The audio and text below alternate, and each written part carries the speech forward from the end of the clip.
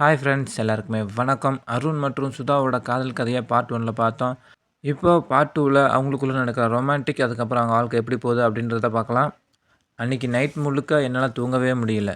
சுதா பின்னாடி வந்து கட்டி பிடிச்ச அந்த உணர்வு, அவங்க உடம்போட அந்த சூடு என் மனசில் ஓடிக்கிட்டே இருந்துச்சு. அவங்க மேலே எனக்கு இருந்த ஈர்ப்பு இப்போ கொஞ்சம் அதிகமாகவே மாறிடுச்சு. நம்மளை அவங்களுக்கு பிடிச்சிருக்குமா, இல்லை அன்றைக்கி பயத்தில் தான் அப்படி பண்ணிட்டாங்களான்னு பல கேள்வி என் மனசுக்குள்ளே ஓடிட்டு இருந்துச்சு. அந்த ஒரு சின்ன ஆர்வத்தில் நைட்டு 1 மணி போல் அவங்களுக்கு ஃபோன் பண்ணேன். அவங்க எடுக்கணும்னு ஒரு ஆசை. எடுத்தா என்ன சொல்கிறதுன்னு தெரியல. ஆனால் அவங்க ஃபோனே எடுக்கலை. அந்த மிஸ்டு கால் அவங்க ஃபோனில் இருக்கும்னு நினச்சாலே எனக்கு ஒரு மாதிரி பதட்டமாக இருந்துச்சு. தூக்கம் இல்லாமல் புரண்டுக்கிட்டு இருந்தேன். எப்போ விடியன்னு இருந்துச்சு. அப்புறம் விடிய காலைல 6 மணி ஆயிடுச்சு. திடீர்னு என் ஃபோன் அடிச்சுது. அது சுதாவோட கால். ஹார்ட் பீட் வேகமாக அடிச்சுது. நான் ஃபோனை அட்டன் பண்ணேன். என்ன அருண், நைட்டு 1 மணி போல் ஃபோன் பண்ணியிருக்கீங்க, தூக்கம் வரலையா அப்படின்னு சுதா ரொம்ப மென்மையாக கேட்டாங்க.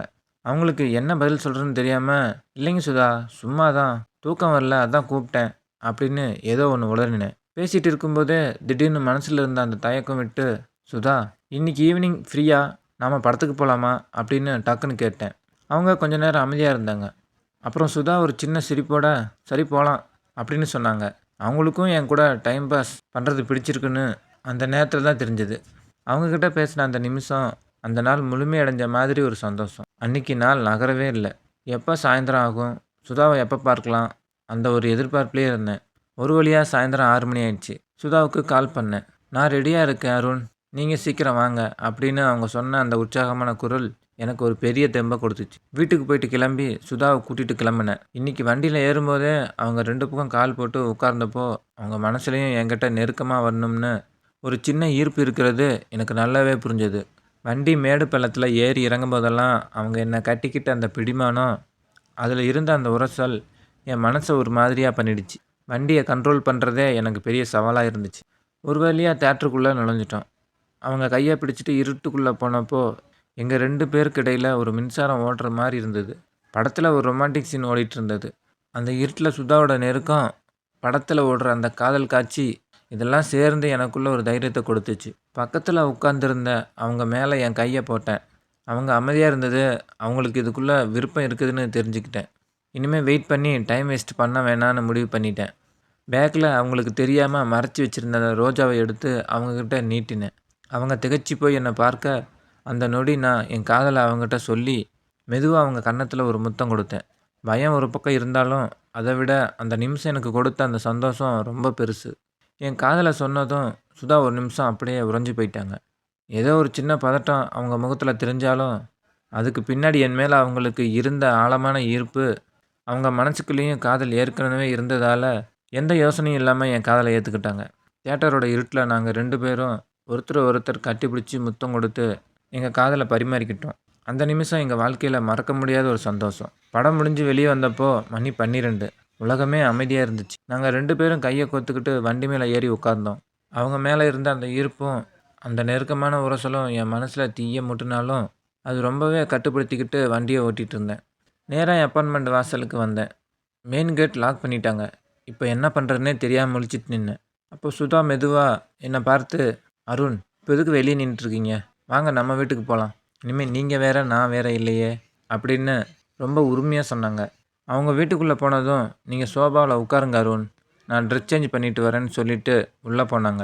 5 நிமிஷத்தில் அவங்க வெளியே வந்தப்போ அவங்க போட்டிருந்த அந்த நைட் ட்ரெஸ் பார்க்குறதுக்கே அவ்வளோ அழகாக ஒரு கவர்ச்சியான தேவதை மாதிரி இருந்தாங்க.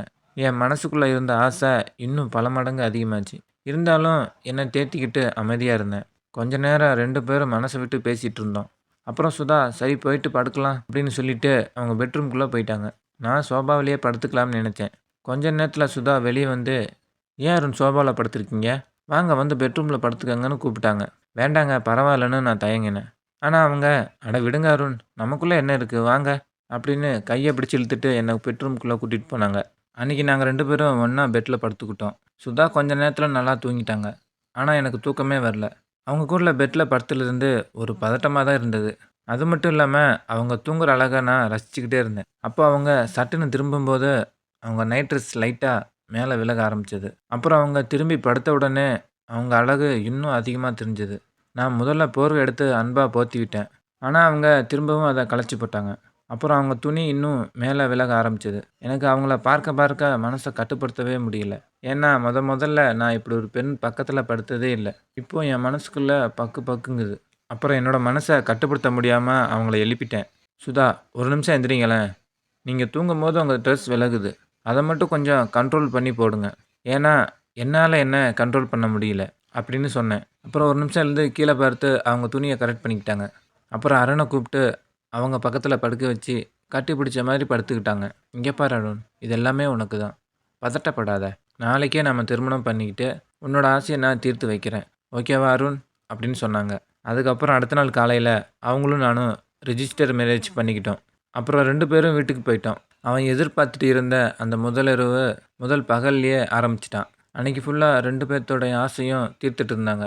அருண் அவன் ஆசைப்பட்ட மாதிரியே அன்னைக்கு ஃபுல்லா என்ஜாய் பண்றான். அதேமாரி சுதாவும் அவளோட நீண்ட நாள் ஆசைய மறுபடியும் தீர்த்துக்கிறா. அதுக்கப்புறம் அவங்க குழந்தைகள்லாம் கூட்டு வந்து ஒரு குடும்பமா வாழ ஆரம்பிச்சுட்டாங்க. ஓகே ஃப்ரெண்ட்ஸ், இந்த கதை இதோட முடியுது. இந்த கதை உங்களுக்கு பிடிச்சிருக்கும்னு நினைக்கிறேன். மீண்டும் அடுத்த ஒரு நல்ல கதையில சந்திப்போம். அதுக்கு முன்னாடி நம்ம சேனல சப்ஸ்கிரைப் பண்ணாம இருந்தா, மறக்காம சப்ஸ்கிரைப் பண்ணிக்கோங்க. அப்பதான் நான் போடுற இந்த மாரி ரொமான்டிக் கதைகள் உங்களுக்கு வந்து சேரும். மீண்டும் பார்க்கலாம். நன்றி, வணக்கம்.